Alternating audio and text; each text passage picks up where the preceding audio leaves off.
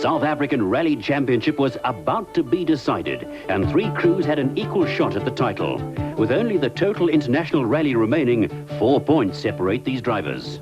Man, it's going to be a long rally, so we'll go carefully in the beginning. It's going to basically be a rally between Serge and myself and Jirg, I think. I've got a chance to win the championship if Jannie is not going to finish in the first position. Maybe if I can get a good result in this event, I can win the championship. Well, my plan is to try and have a good event, and we put a lot of effort into the car. The team's tried hard, so I hope everything comes together. Now, you've had just a series of bad luck for the last two events. You're going to turn that around? Well, I hope so. I think time's changed around again, you know. So we had a good season starting, and everything seemed to went a bit wrong, but I'm sure we'll get it sorted out. Serge Damso and Vito Bonafide have the honour of leading the 37 starters off the ramp in front of the Pretoria City Hall, a traditional starting place which has been reinstated for this event. Under threatening skies, the competitors make their way to the Swartkops Raceway for the first of 3 spectator stages to be run in and around the Pretoria area.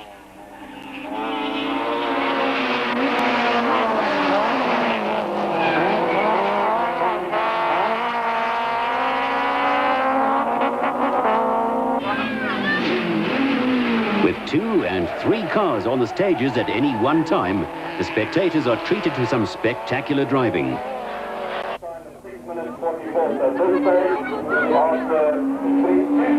Literally only seconds separate the top Class A drivers, and their effort becomes obvious as Nick de Waal slams his Nissan into the curb as he exits stage 3.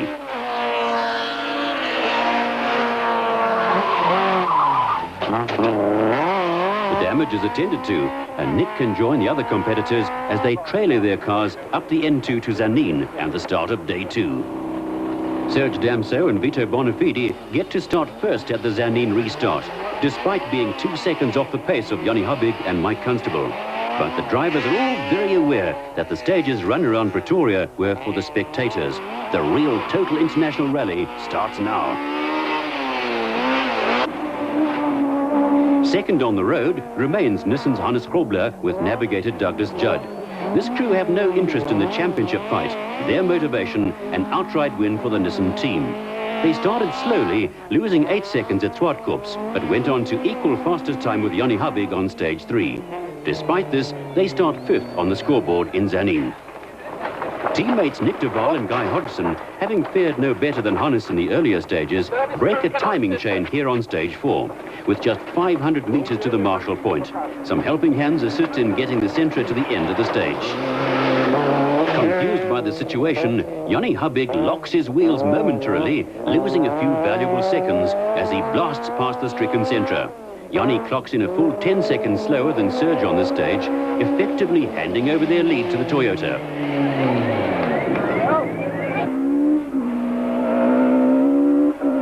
The 2 Ford Lasers, driven by Sarel van der Merwe and Glenn Hall, have both fared well. Sarel, seen here on stage 4, currently lies 3rd on the scoreboard, while Glenn is in 4th place, just 3 seconds behind his teammate.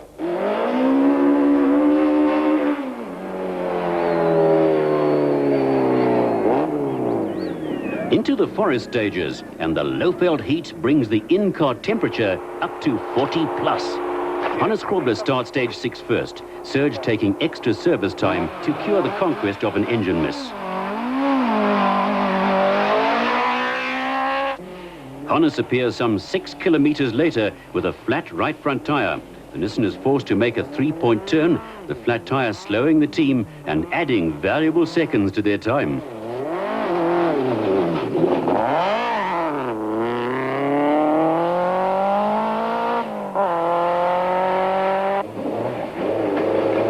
Jannie Habig hit the same unmarked rocks. The damage done to his wheel is far worse than the Nissan's, and the eventual time lost to Jannie and Mike is a full 11 minutes. This unfortunate drama sees Jannie's chances at the championship slowly slip away.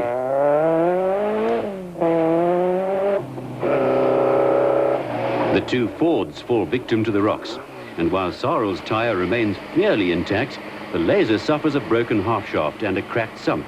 Despite all of this, Sarl still posts a surprisingly fast time of 15 minutes and 17 seconds. The bad, Glenn?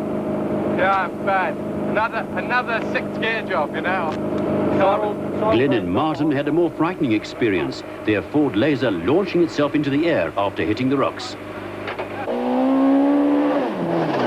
Johan Evertse and Peter Cuffley blast through the spectator point unscathed, the Volkswagen crew miraculously missing the trap and picking up valuable time on the affected Class A competition.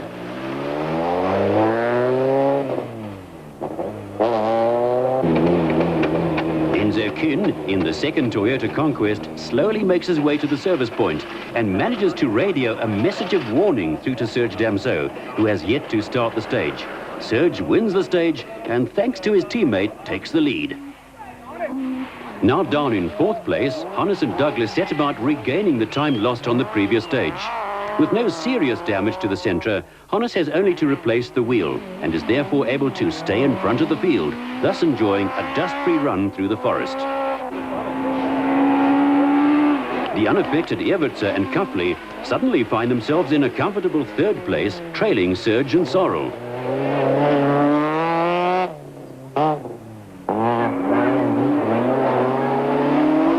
With his Laser now back to full four-wheel drive strength, Sarl attacks stage 7 with vengeance. The stage has a mixture of tight forest roads and wide fire breaks, where the cars manage to top 140 kilometers an hour. The forest roads are narrow, as we see from within the Glenhall and Martin Botha Laser. One mistake, and there's a tree waiting to end your rally. Dust is a major factor in these dry conditions. Glenn caught up to the Tony Ball and Ryan Duncan Class B Golf, running ahead of him, and towards the end of the stage, the Ford team was forced to slow as they struggled for visibility in the Golf's dust.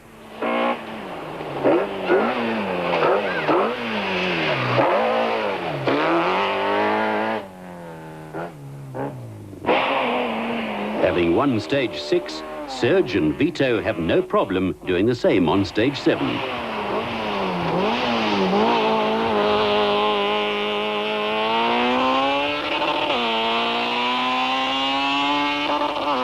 On stage 9, we get to look down the field to the Class B leaders, Jurgen Snell and Marty Olivier. This crew have had a clear run and now lead the two-wheel drive contingent behind the Class A cars. Also faring well is the privately entered Class A Sentra, driven by Peter Baragwanath and Charles Rieler. A Class C battle developed between the husband and wife team of Sue and Schalk Berger and Keith Coleman and Hedley Judd. The two cars keeping just seconds between their stage times.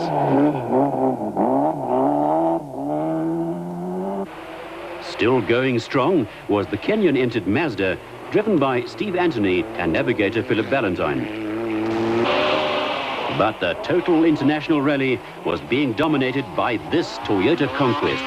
Serge and Vito, having won 4 of the 5 stages run on the second day so far, that was until stage 9, when a lapse in concentration and an embankment flipped the car onto its roof.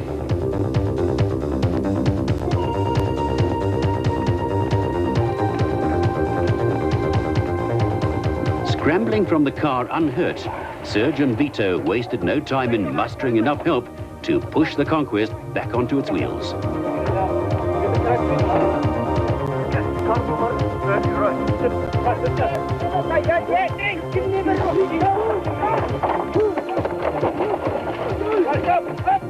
Again, boys!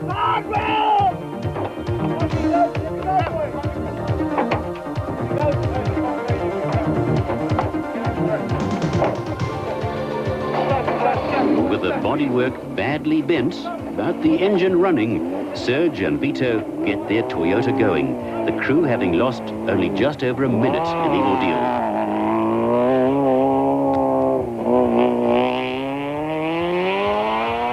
The service crew discard the shattered windscreen and with the aid of body tape and some panel beating, get Serge and Vito back on the road. There are only 2 stages before the evening regroup.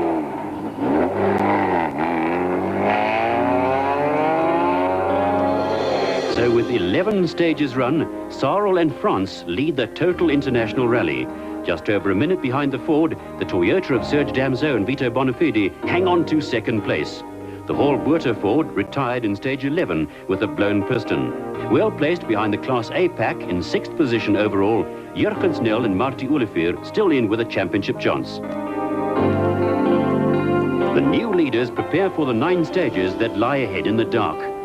2 spectator stages in the town will settle the drivers before they tackle the 7 forest stages that will take the rally towards Petersburg and 3 hours of rest.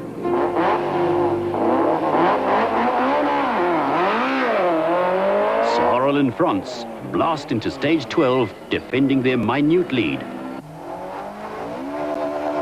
Hannes Grobler wins the stage, after which Serge and Vito take charge, winning stages 13 to 18 on the trot.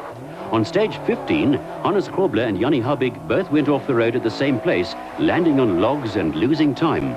During the night, the cracked sump on Sorel's laser worsened. His car also started misfiring, and on stage 19, the second last stage of the night, the Ford blew its motor. Hannes Grobler found form on stage 19, winning the last 2 night stages from Serge. The final day of the Total International Rally starts with Serge and Vito 5.5 minutes ahead of Hannes Grobler and Douglas Judd. They have the second Toyota of Enzo Kuhn and Johan Seelung just over a minute behind them. Johan Evertse and Peter Kafli hold a safe 4th spot ahead of Jurgen Snell and Marty Olivier. Jannie Habig is down in 8th place, almost 30 minutes off Serge's pace and out of championship contention.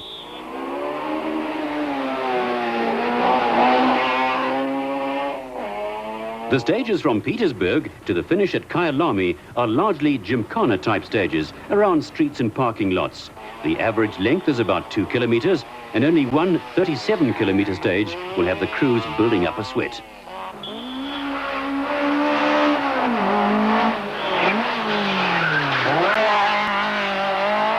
Left and right, right through there, right.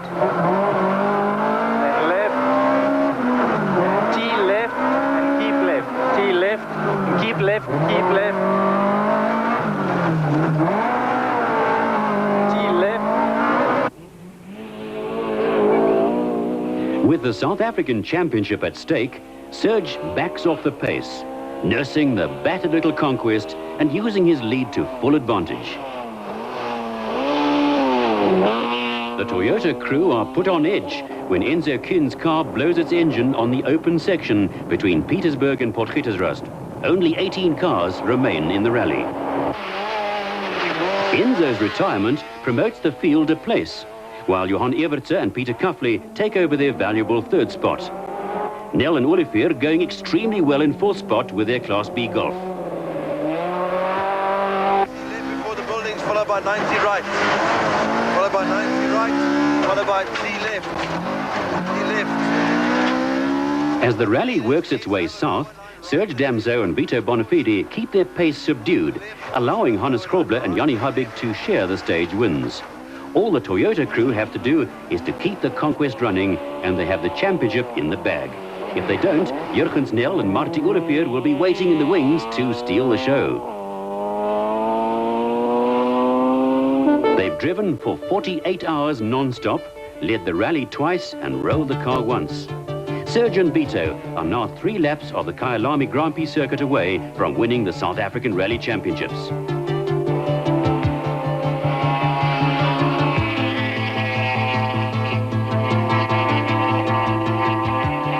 As their car completes the final 12 kilometers of the Total International Rally, the Toyota service crews celebrate a job well done.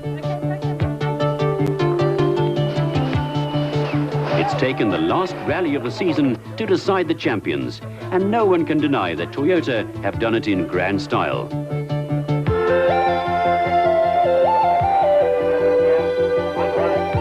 The final results tell a story of grim determination by all of the 18 crews listed as finishers. Serge and Vito won Class A, while Jurgen Snell and Marty Olivier won Class B. Class C went to Schalk and Sue Berger in their Conquest, while Frank Lindemann and Gillian Tarleton won Class D in their Golf. Fittingly, Toyota, Nissan and Volkswagen all held a place in the top 3 positions of the final event, but top honours in the Manufacturers' Challenge for 1992 go to Volkswagen. a final moment of glory for the 1992 National Rally champions. Actually, I do. I feel very good, especially with the South African Championship. That was the most important thing for me today. Well, I think this must be the toughest year that anybody's had to win a championship after being so far ahead halfway through the season, then fundamentally throwing it away, and then having to win an event, and then rolling the car by mistake and unfortunate circumstances. It's actually very, very good.